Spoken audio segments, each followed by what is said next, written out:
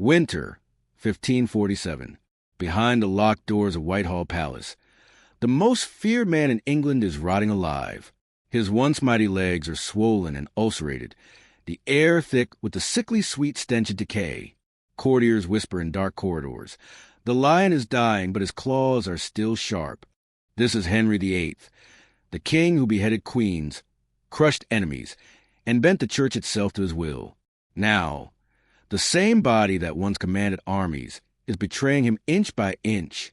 How did a radiant prince of Europe, a man of beauty, charm, and unmatched vigor, become this bloated, gasping tyrant awaiting the judgment of God? The answer is a story of obsession, betrayal, and a slow, gruesome march toward death. Winter, 1547. Whitehall Palace is shrouded in frost. The river outside is glazed in ice, muffling the city's noise. Inside the king's private chambers, the air is heavy, thick with incense, yet unable to hide the stench of rotting flesh. On the royal bed, draped in black and gold, lies England's most notorious monarch. The swollen form before us is barely recognizable as Henry VIII, the man who once dazzled Europe with his athletic grace, who jousted with the finest knights and charmed entire courts with his charisma. Now his body is a battlefield. His legs are wrapped in blood-stained bandages, ulcers seeping through the linen. The sores are so foul-smelling that attendants struggle not to gag. Court physicians, England's best, have tried everything: bloodletting, herbal poultices, charms, and whispered prayers. Nothing works. The rot is winning. Most believe Henry suffers from a cruel combination of ailments: type 2 diabetes, gout, perhaps even bone infections that leave his every step a fresh agony. He has grown monstrously large. Some whisper close to 400 pounds. His once chiseled face is now a bloated mask, his eyes sunken, his skin a jaundiced yellow. But it is not only his body that is failing. Henry's mind, once sharp enough to outwit entire courts of Europe, is clouded. The king who could pen poetry and compose music now rages unpredictably, swinging from sudden fury to vacant lethargy. Opium eases a pain in his legs, but fogs what remains of his reason. Yet in this twilight of his reign, politics do not rest. Around Henry's sickbed, the air is electric with ambition. His third wife, Jane Seymour, had given him the male heir he craved, the frail 9-year-old Edward. But Edward is just a boy, and the vultures are circling. Two factions dominate the court: the Catholic conservatives under the Duke of Norfolk and the Protestant reformers under Edward Seymour, the boy's ambitious uncle. Both sides know Henry's death will trigger a storm. The king himself knows it too, and even as he struggles to hold a quill, he still signs death warrants. Behind the palace walls, the truth of his condition is hidden from a realm. Official proclamations insist the king is hale and hearty, while in reality, he often cannot rise from bed without a mechanical hoist. Those granted access to the sick room step into a macabre theater, a mountain of flesh writhing in pain, the thick air scented with incense and decay, and a monarch's groans echoing through the stone halls. At times, the pain is unbearable. Even the smallest movement can send Henry into spasms of agony. His physicians, desperate, turn to strange remedies: plasters of boiled onions, even powder human skull. But nothing can heal the ulcers that have been eating away at his legs for years. The king's mind is haunted. Servants report hearing him call out to ghosts, executed wives, fallen friends, rivals he once crushed. And Bullen, Thomas More, names spoken into the night, as if they stand at the foot of his bed in silent judgment. But when his mind clears, Henry is all business. He obsessively revises his will, determined to choreograph the future of England even from beyond the grave. He swings wildly between Catholic ritual and Protestant declaration, as though bargaining with both God and man. Thomas Cranmer, his Archbishop of Canterbury, becomes a gatekeeper to his chamber. Only those absolutely essential are admitted. Even Queen Catherine Parr, his sixth and surviving wife, is at times kept at a distance. Cranmer knows if word escapes that the king is close to death, it could trigger riots, coups, or foreign invasion. But the truth is getting harder to hide. By January 27th, Henry's decline is undeniable. Witnesses speak of a sudden seizure that shakes his massive body, attendants rushing to hold him down, prevent injury. When the fit passes, He cannot speak properly. His right side is weak, the telltale mark of a stroke. The physicians know the odds are against them. They burn his skin with hot irons, force bitter potions down his throat, anything to spark life. It is not just the king's health at stake. Their own futures, perhaps their lives, hang in the balance. Failure could mean ruin. Still, the machinery of power grinds on. Courtiers walk the corridors whispering of Norfolk's impending execution, a last act of royal ruthlessness, signed in the king's own hand despite his faltering grip. The Duke will be spared only by the coincidence of timing. Henry may not live long enough for the order to be carried out. February approaches, and with it the shadow of death grows longer across Whitehall. Henry's final days are a state secret wrapped in ritual and fear. The Privy Council tightens its grip, and Thomas Cranmer personally guards the king's bedchamber. Only a handful of attendants are allowed inside, each sworn to silence. Those who do enter find a scene more suited to a battlefield than a palace. The royal bed is swathed in heavy black hangings, the air thick with the metallic scent of blood and the cloying perfume of burning incense. Servants work in shifts, tending to the unglamorous realities of a body breaking down. The ulcers on Henry's legs have worsened so badly that bone can be glimpsed through the diseased flesh. The smell is overpowering. Visitors press perfume cloths to their faces. Windows are thrown open despite the winter frost. The cold air is a relief compared to the suffocating stench within. In his lucid hours, Henry drifts between obsession and terror. He pores over his will, ensuring the succession is crystal clear. Edward first, then Mary, then Elizabeth. His decisions are precise. His mind, for those brief stretches, still sharp. But in the next moment, he'll fall into a fevered half-sleep, muttering prayers, sometimes pleading for forgiveness. Servants whisper that they've heard him sob in his sleep. Nightmares haunt him. He dreams of Thomas More's severed head staring silently at him, of and Bullen's dark eyes fixed in accusation. These visions shake even the man who once ruled with absolute certainty. By now, the court knows the king is dying, even if the realm does not. The balance of power teeters dangerously. Edward Seymour, uncle to the boy king-to-be, moves quietly through the shadows, securing allies, silencing potential rivals. The Catholic faction scrambles to hold its ground, but the momentum is shifting. January 27th, 1547. The seizure comes without warning. Henry's massive frame convulses so violently that 3 men are needed to restrain him. When it ends, his speech is slurred, his right arm weak. To the physicians, this is confirmation. A massive stroke has struck the king. They act with desperation. Hot irons are applied to stimulate his body. Thick, bitter concoctions are forced down his throat. Nothing works. The king's strength is bleeding away hour by hour. Through it all, Cranmer remains close, knowing the political storm that will follow. Catherine Parr is kept away for long stretches, a painful separation that some say was meant as much to protect her as to control the king's access to information. As January turns to February, Henry's moments of awareness grow fewer, and in those rare moments, dread takes hold. He begins speaking more openly, or as openly as a man like Henry ever could, about the judgment awaiting him before God. One attendant's diary records a most striking moment. The king, half conscious, begging forgiveness in the dark. This from a man who had sent thousands to their deaths, including queens, nobles, and commoners alike. The court had seen him rule without pity. Now they saw him as a man stripped bare of power, pleading like any sinner. Still, the machinery of royal dignity grinds on. Servants, sworn to secrecy, carry out their duties with meticulous care. The king's enormous body must be shifted regularly to prevent further sores, an exhausting task requiring multiple men and a mechanical hoist. Each movement risks triggering screams of pain so loud they echo through the stone corridors. Opium is the only real mercy left. It dulls the agony, but it clouds his mind completely. When lucid moments return, they are short and haunted. By late February, the court's silence can no longer hide the truth. Cranmer is summoned urgently to the king's side. Henry's breathing is labored, his skin cold and damp. Unable to speak, he is asked to squeeze the archbishop's hand if he dies trusting in Christ alone, rather than in the rituals he had once defended. Henry squeezes once firmly, and then slips into a final coma. Before dawn on January 28th, 1547, Henry VIII, the man who had broken England from Rome, defied popes, married 6 queens, and rewritten the laws of his kingdom to suit his will, is dead.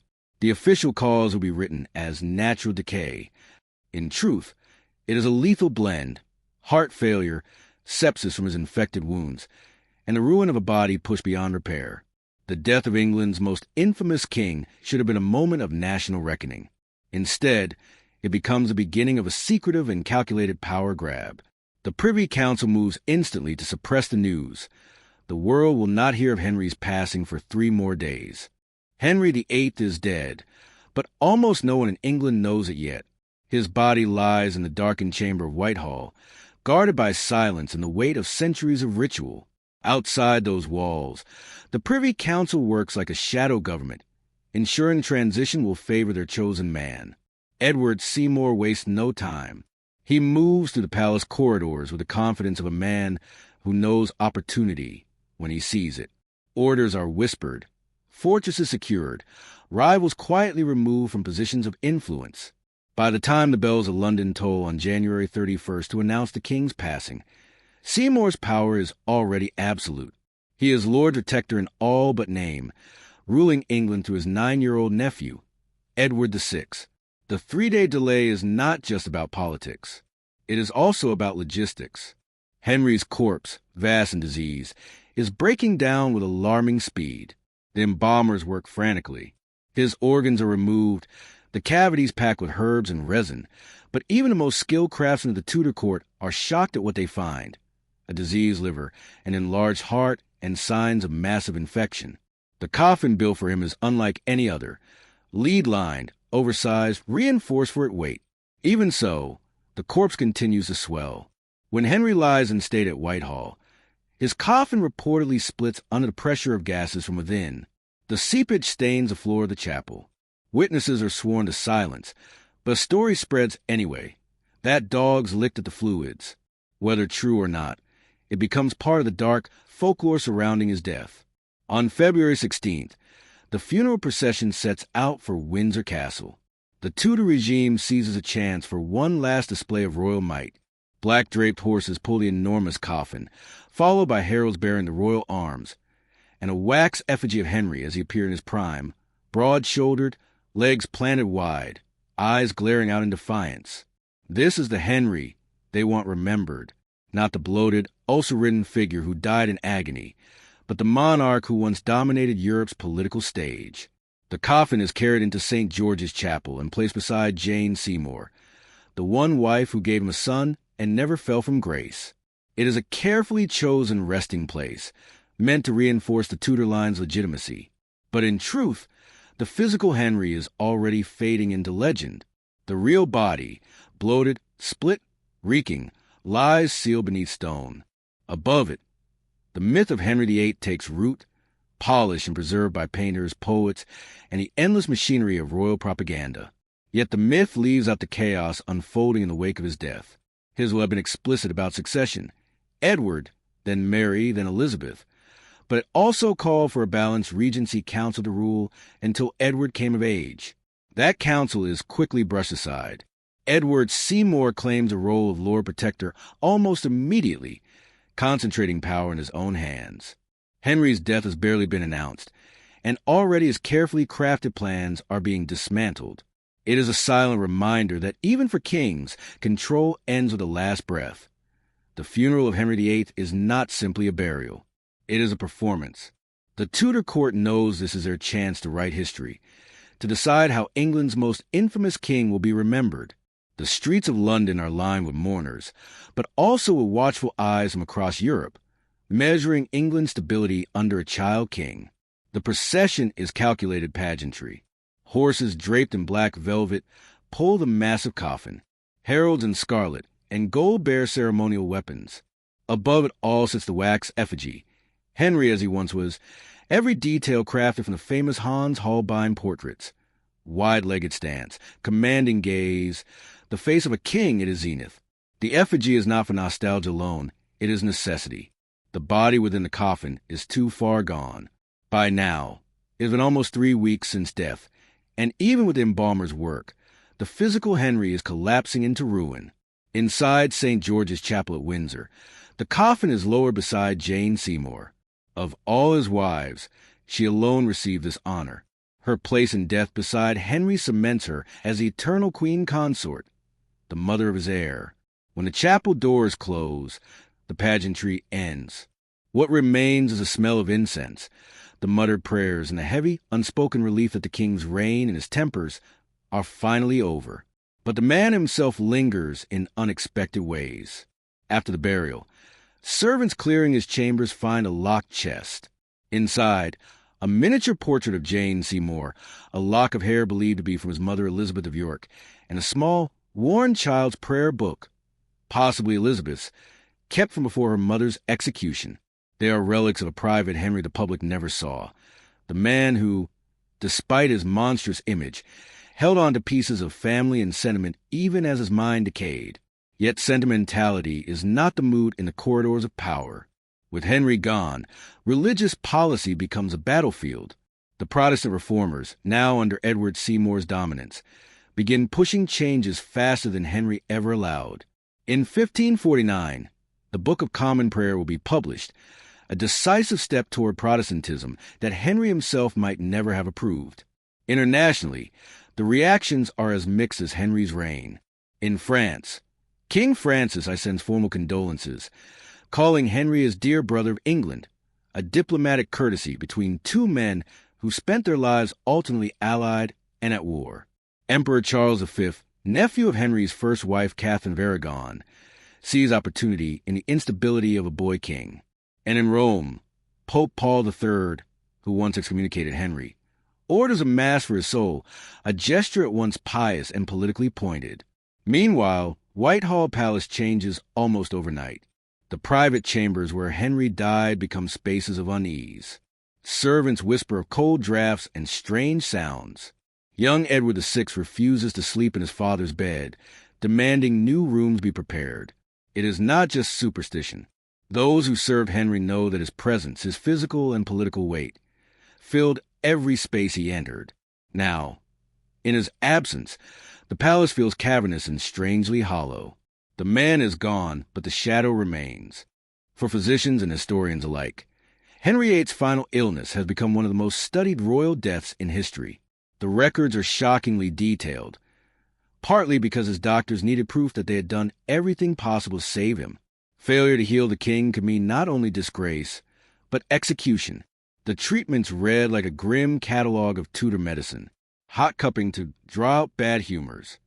Herbal poultices of boiled onions, rose oil, and vinegar. Strange concoctions of crushed pearls and powdered precious stones, believed to hold medicinal virtue. Even the ritual application of live pigeons, cut in half and placed on his ulcerated legs, in the hope of drawing away the infection. None of it worked, and much of it made things worse.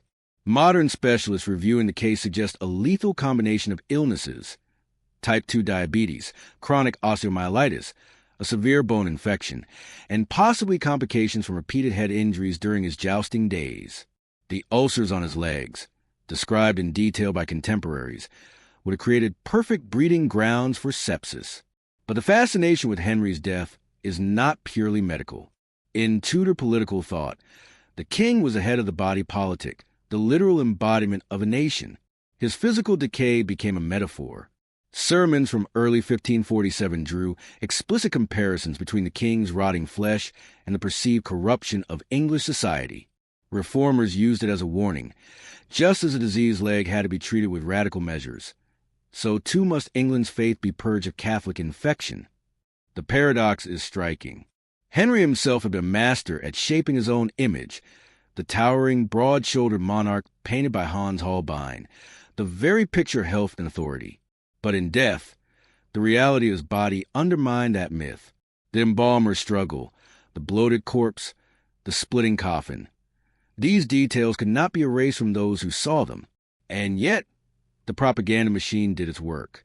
For the public, the Henry that endured in memory was not the wheezing, ulcer-ridden man who had to be hoisted by mechanical pulleys, but the defiant figure, legs planted, hands on hips, challenging Europe to defy him.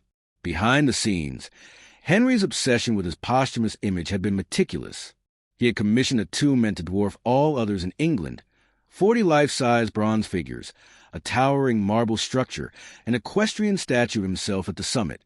But like so many of his grand projects, it was left unfinished.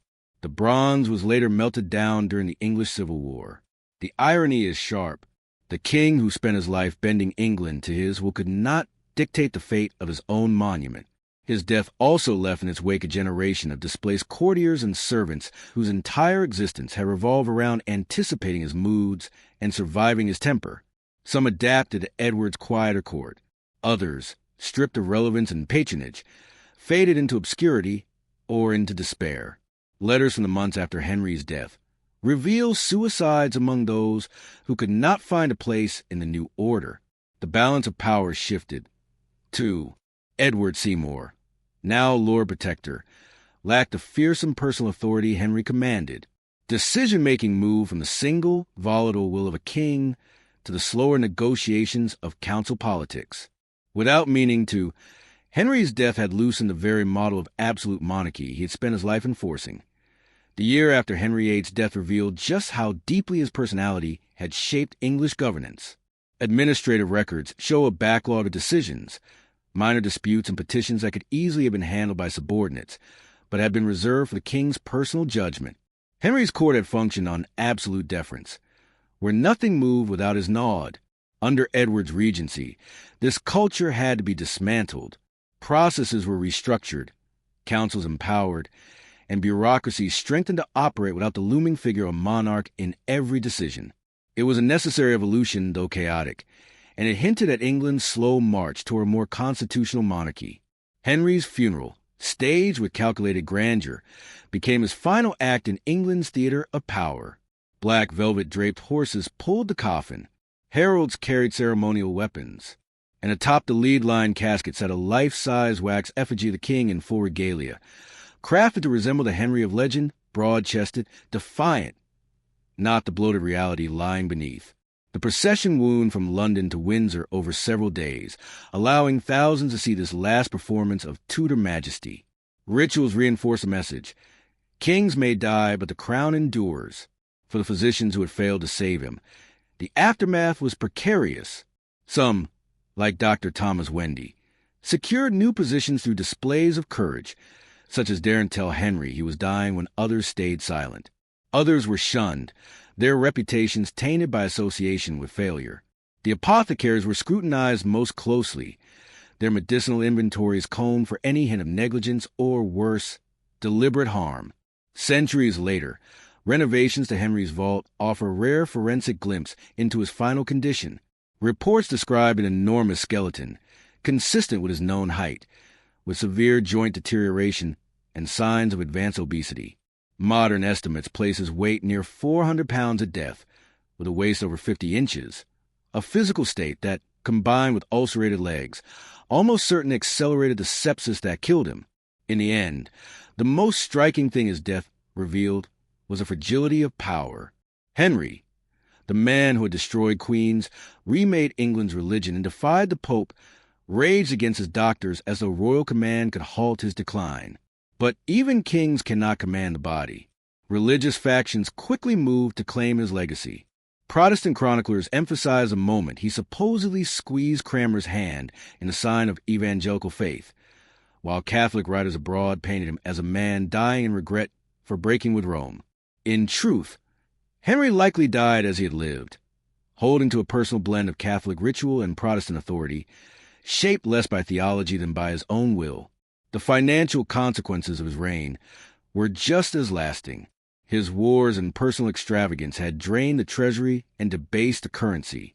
To fund the government, his successors continued selling off monastic lands, cementing one of the largest property transfers in English history. The inflation and unrest that followed would ripple through the reigns of all three of his children. In the popular imagination, Henry's decaying body became a symbol, not just of mortality, but of a kingdom in need of cleansing. Reformers saw in his ulcers a metaphor for a church infected with corruption. Catholic loyalists saw them as divine punishment for heresy. In either case, the king's body had become political scripture. staring into the dark. In truth, Henry's death straddled two eras. It carried the ceremonial weight of medieval kingship, with its elaborate funerals, rigid hierarchies, and anxieties over succession, but also marked the beginning of a modern state, one run by councils, bureaucracy, and law more than by the single will of a sovereign.